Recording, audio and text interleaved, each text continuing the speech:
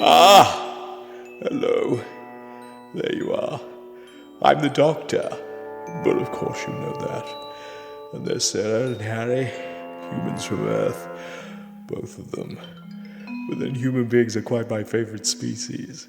After all, they're the ones that invented jelly babies and yo-yos.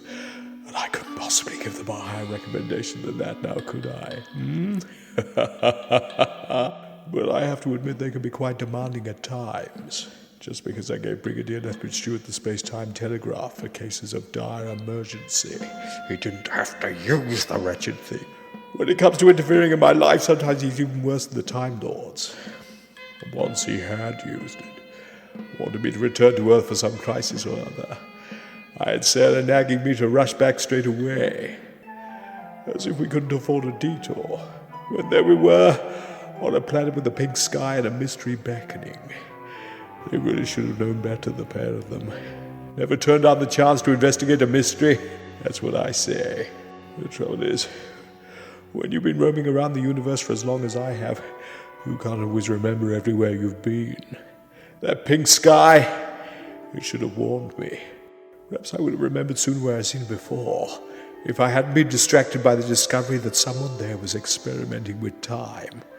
That's the sort of thing that does rather tend to get my attention.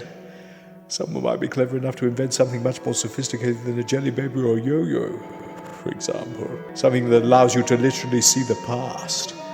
But are they clever enough to avoid the untold harm they can cause with it? Not always, as we found out. And so will you, if you read Menace of the Malitronne. But here's a question. Who told Deborah Lathan? Personally, I suspect Harry. After all, it wasn't long after this that he'd stopped traveling with me. Once we'd sorted out the Brigadier's little problem, Harry decided to stay on Earth. So it could have been any time after that he collaborated with Deborah on the production of this particular story. What? Yes.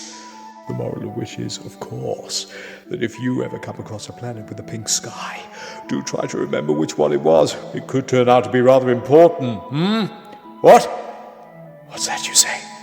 What was the Brigadier's emergency? Oh, I'm happy to tell you that's already on record, and for once it wasn't Deborah Lathan who did it. Yes! And if you don't know who did, well, you know what they say. That's another story, isn't it?